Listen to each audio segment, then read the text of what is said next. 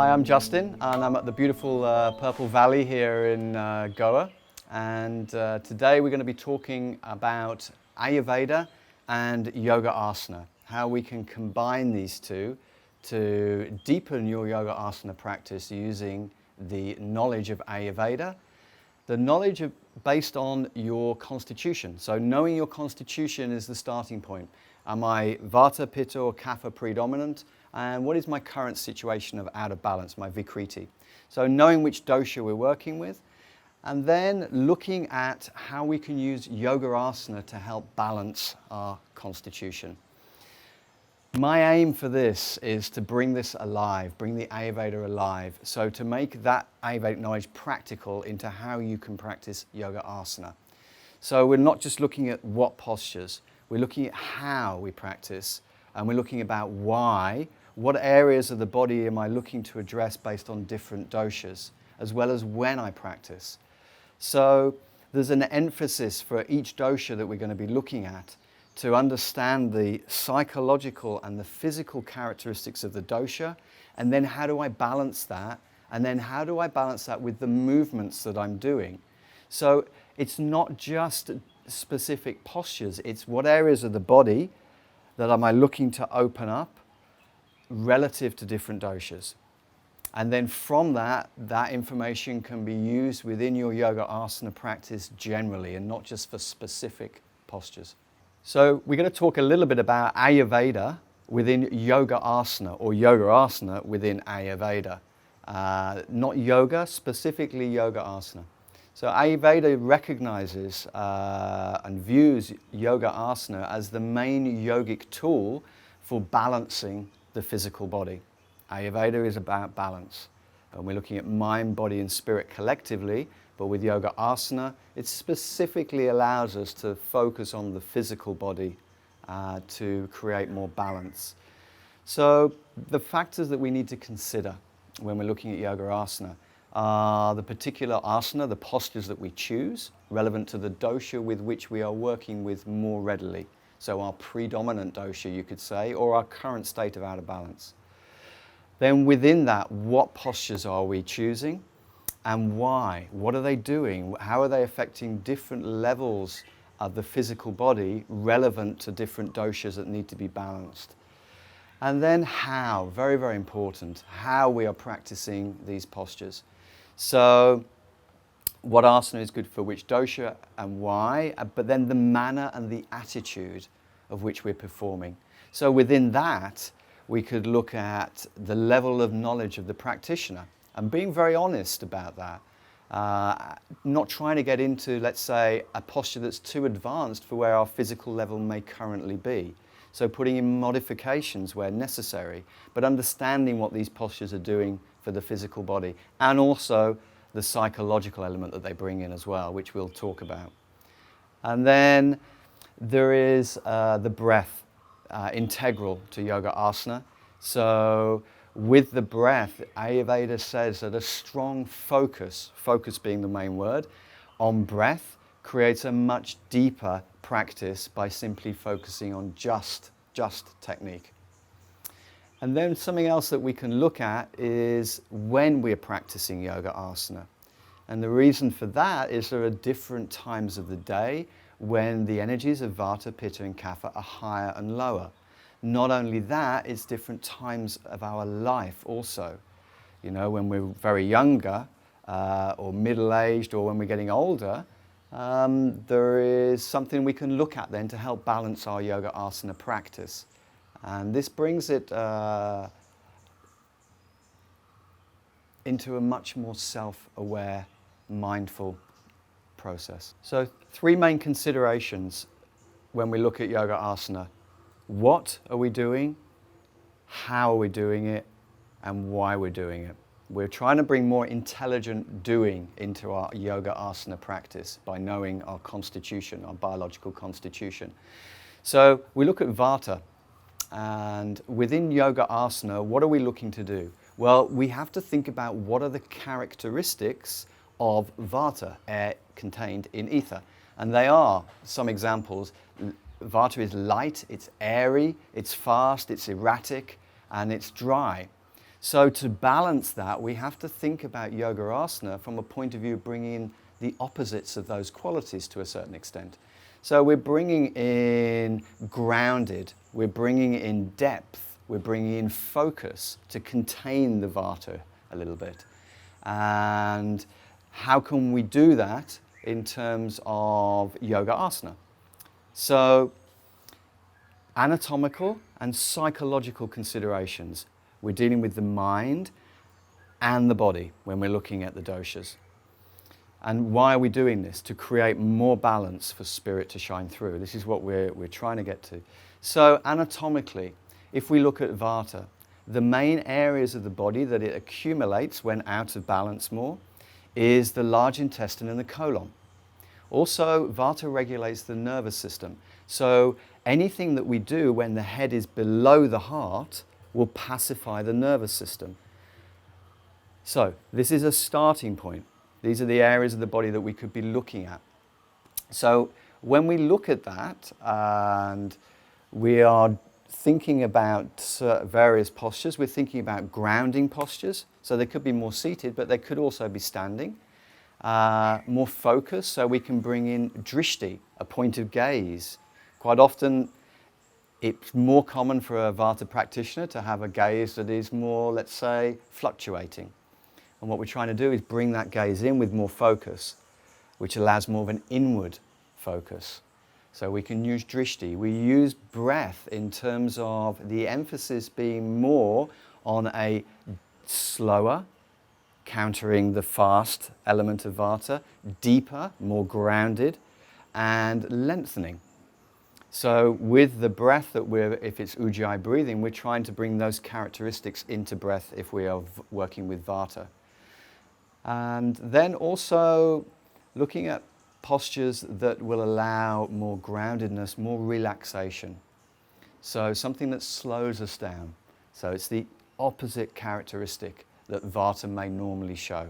So the sequences or the physical movements that we're going to be doing for each of the Vata, the Pitta and the Kapha, the most important thing to take from this is what are the anatomical and the psychological characteristics that we're looking at with each of these three demonstrations, let's say. These aren't sequences to follow. There's certain postures that give you examples of the anatomical and the psychological characteristics we're looking to address. So these characteristics can be carried through to many, many other postures or asanas within a practice. It's just not limited to what we're showing right now. So now we're going to do a demonstration and put a few postures together for you that are specific for Vata dosha. So for Vata dosha, these are examples of different postures that you could use with examples of why we're doing them. They're not limited to just these postures. So a good starting point is to be in Tadasana, mountain posture, and just find your breath. So this is where we're working straight away with breath, and we're looking to lengthen, deepen the breath to bring in this focus for the rest of the practice. Another posture that is very, very useful is standing forward bend, Uttanasana. Now, one of the reasons for this is because the head is below the heart, so it's pacifying the nervous system. This is an example of the type of movement we're looking to introduce. Another one would be, what are the areas of the body that we're looking to address in Vata? Large intestine and the colon. So anything that is a forward bend is very, very good for compressing those areas and helping to alleviate in the physical body the Vata of the colon and the large intestine. When we're going through some of these postures, we're also being aware from a Vata point of view to ground the pelvic floor. So a really, really nice one. Again, what is accessible for me as a practitioner? And these are very accessible postures for most people. And if not, you could use the variations with blocks as you need to. Child's pose. It's a very relaxing posture to be in. It's compressing the pelvic floor. Also, it's relaxing in this position. Very grounded. Grounded is another key word with Vata. So when I'm talking about grounded, if I'm doing seated postures, very good. but also I can be grounded in standing postures. What postures are doing that? We've already had standing forward bend, Uttanasana. What we can also introduce is the triangle posture as well. Being grounded in this posture really allows to work on strength. So sometimes holding the postures for a little bit longer also. I think in Ashtanga, very often it's 5 breaths, but in your self-practice, maybe holding certain postures that are strengthening for a slightly longer is good. The Trikonasana can be used here in that respect. Sun salutations. When we're flowing, again, from Tadasana, we've created the breath. We're inhaling, exhaling, forward bend, good for Vata. And then we're going through this motion. And we don't have to do the full vinyasa here, but when we step back into downward facing dog, it's a good opportunity to focus drishti, to focus breath, and allow an inward quality to come in, more of a structure to help with Vata dosha. Very, very good if practiced not too quickly, which can be a tendency for Vata, to slow that down and have the breath leading the movement. Long, deep breathing. When we're working with Vata, another consideration is this honesty about the level of the practitioner. If I've been practicing for quite a while and I'm very familiar and I have good stability in many postures, then again, this is where that self-awareness comes in. Where am I at as a practitioner? If we're quite new, then one of the great areas of Yoga Asana to focus on is inversions. Why? Because again, the head is below the heart, the blood is going to the head, and it's pacifying the nervous system, very relaxing. But Vata people need to be aware that they have normally weaker joints. So cervical spine, if we're doing, say, shoulder stand, is to maybe use cushions or something there instead, or you can just have legs up against the wall. These are all doing the same kind of things. Again, it's not the depth and the really getting into a specific posture, it's what anatomically is happening here. And we're not just dealing with the large intestine and the colon, we're dealing with the psychological aspect also of pacifying the nervous system. Vata regulates the nervous system. So we're trying to reduce that. That again will lead itself into how we're practicing. So not practicing too quickly, taking our time, being grounded, have a depth to the practice, have a focus with the drishti that takes us on an internal journey and not an outward one. And then finalizing with everybody's favorite, I hope, Shavasana, relaxation, corpse posture. One of the key things with this for Vata is Vata tendency maybe to go, right, Shavasana, okay, I've been there 1 minute and now I get on with the rest of my day. Longer period of time in Shavasana, really, really important, I would say, for Vata people specifically, at least 10 minutes. Give yourself time. Very, very important. After looking at some of these characteristics in the Yoga Asana, different ways we can practice different asanas with Vata, we're now going to look at Pitta Dosha. And within Pitta Dosha, what are the mental and the physical characteristics that we're looking to balance, and how can this come into our yoga practice? When looking at Pitta Dosha specifically within Yoga Asana, again, what, why, how and when. These are the main considerations that we start with. So what are the characteristics that Pitta may show more readily that we're looking to balance? Pitta people will tend to be more fiery, more focused, a lot more heat, a lot more competitive, and we're looking to, a lot of structure can be there also with Pitta. So we're looking to balance these. What we're not saying is don't be Pitta and don't be who you are if you're Pitta dominant, but how can we balance those with the opposite characteristics? So the opposite characteristics would be along the lines of being a bit more compassionate, trying not to achieve too much, less competitive, a little less focus or intensity, let's say, with breath, and how we're practicing the physical elements of the postures.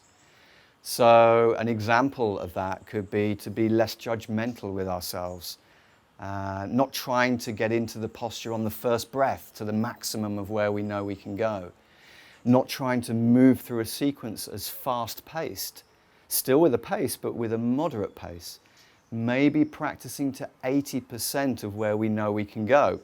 This can be challenging if we're working with Pitta dosha, but the benefits and the fruit of that will be seen after the practice and over a period of time also.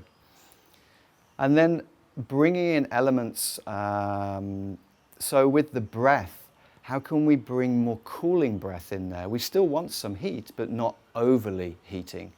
So we could focus on more with exhalation, which is a letting go also as well, which is very, very good for Pitta, just letting go. And if we focus too much on the inhale, there's quite a lot of heat and intensity that comes with that. So just being aware, more conscious and aware of how we're breathing. The other thing is with the drishti. So for Pitta dosha, the tendency could be that the drishti is too focused. It's like really, really focused. And we can just ease off that a little bit, a little less intensity, a little bit more moderation with drishti also. And looking at the areas of the body of which we're looking to address, Pitta dosha accumulates primarily in the physical body, in the small intestine and the stomach. So if we're looking at the heart area, we're going to look at the postures that would open that area rather than close it. And that's very, very important. And when we look at heart within Pitta, we could also say with moderation, with less intensity, we're listening and we're being more compassionate here. So again, we're working with the heart on a psychological basis also. So now we're going to show a few postures that you could implement with a focus on different characteristics for Pitta dosha. Okay, the Pitta sequence, or let's just say some postures that you could introduce or focus on with the reasons why when we're dealing with Pitta dosha. So these are just examples. It's not limited to just these postures. We're trying to really get or understand what's happening within them and why that these are good. So a good starting place is when we're working with Pitta, we're thinking about the areas of the body that we're looking to balance, which is the small intestine and the chest area. We're looking to open the heart. So what movements, let alone postures, would do this? Well, a starting point could be, very simply, a cobra or an upward dog. We're looking to open that chest area. We could take that in and look at some of the other areas that open this part of the body. And we could look at things like bow. It doesn't have to be all the way back, but just this general movement when we're opening this area of the body is allowing that heart opening. And heart opening is a very important thing when we're also talking about some of the psychological aspects of Pitta dosha, because we're talking about a little bit of compassion towards ourselves. We're talking a little bit about less structure, trying to get the posture right, trying to achieve something. So we're not letting the mind lead us, we're letting the heart lead us. So can I practice at a more moderate pace? So if my general tendency, if I'm doing, say, a sun salutation, is to really get everything precise, can I just be a little bit more relaxed with that, still have the structure, but not have to go necessarily as deep all the time? Or practice with the same intensity. Where's my drishti? Can I be a little bit softer with how I'm practicing? And can I just be nicer to myself? Not have to get it right, let's say. And then when I am breathing and I'm back in downward facing dog, I'm a little bit more compassionate to myself. I'm not quite trying as hard. My breath maybe is a little bit less. Maybe the sound is a little bit less. I'm trying not to produce too much heat. And again, if I hold back on the breath a little bit, still with a length and still with a flow and still with a depth, but not quite the same intensity, then I'm not as heating in terms of how I'm practicing. Some of the other postures that we could look to include, and just based on what we're working with here on the floor, is we could start to look at things like bow. and things like this. Again, that is opening the heart area. Also some of the seated forward bends with an emphasis, if we're doing Jani Shishasana, let's say, is how I'm going into the posture. So a Pitta tendency could be quite intense. Right, I'm in, first breath, to 100% maybe of where I can go. But there's the option there to go, I've got 5 breaths in this posture, I'm just going to find my way there.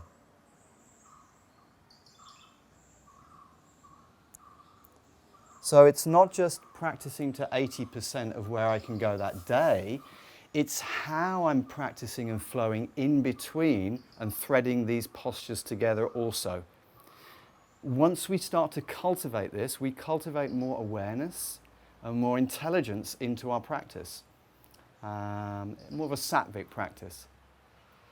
One of the things to be aware of, maybe a cautionary thing, again, if we're new to a certain posture, rather than try and achieve it 100% or go into it when we're not ready, is where does heat accumulate in the body? Well, the head is one of the first places, and the eyes are related to Pitta also.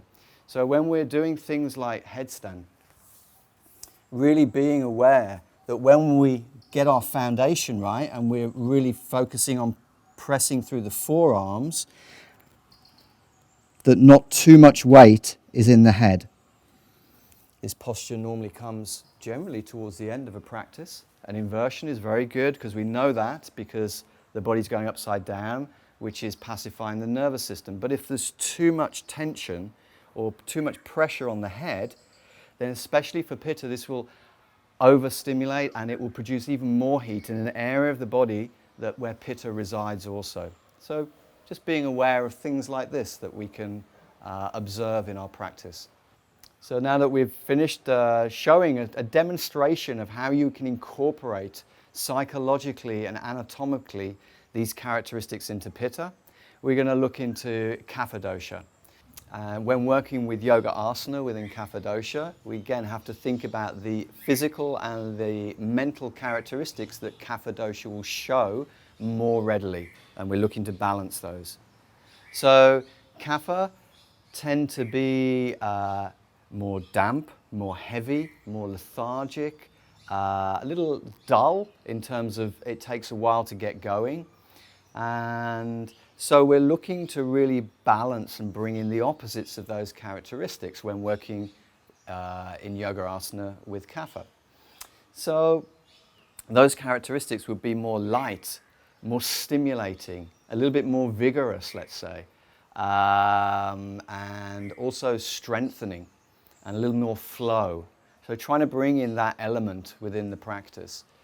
So when we're looking on the anatomical, the physical and the psychological things that we can bring in if we're working with Kapha, they would be first and foremost, what are the areas in the physical body where Kapha accumulates more, which is the chest and the stomach. So we're looking to open these areas, open the lungs as well. So we're looking at postures where there's a bit of a flow. We're looking to challenge ourselves a little bit. Again, with an awareness of not to push too much, depending and being honest with where we're at in terms of level of practitioner, level of health, all of these things. To challenge ourselves. Also, when working, we're looking to create some heat. So a little bit more vigor in the breath. Really trying to heat the body up, especially if we're using Ujjayi, we could really work with this. Also practicing in a space that is generally warmer is of great benefit. And don't give up. I think this is one of the key things for Kapha. And for this reason, a very interesting thing is when we're first starting out with Yoga Asana is to go more to a lead class. And then that will develop on to self-practice.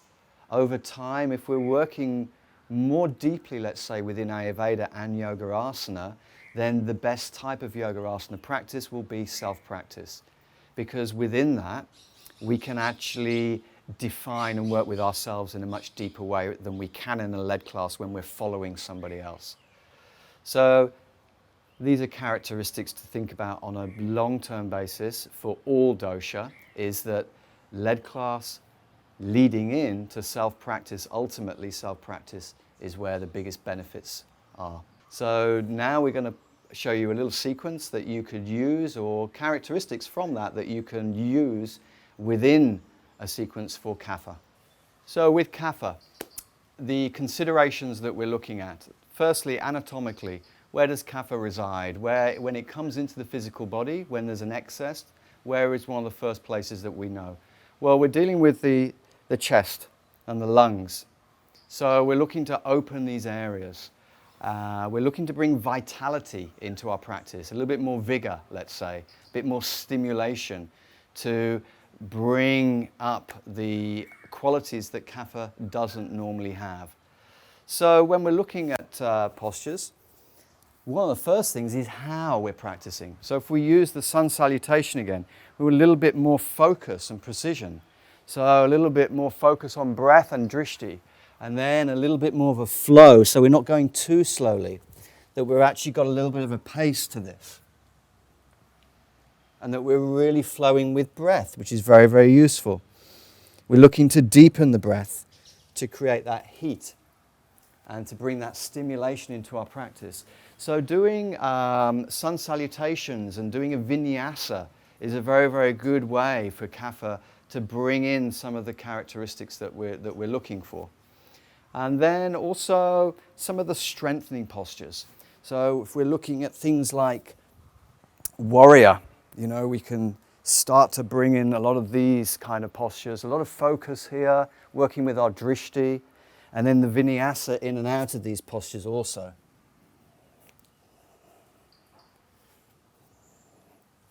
So keeping a vinyasa going. And again, it doesn't have to be that deep. It can be a little bit more honest with where we are in our practice, but keeping a flow going. Very, very useful for Kapha. Also, we're looking to open the lungs. So when we're putting this flow together, the lungs are opening. We're creating this heat. Upward dog, again, this area, we're looking to open the top of the body. And depending on the level of the practitioner, we can start to put in Navasana, boat posture, things like this, where we're really having to create some effort. I can't do it because it's things here.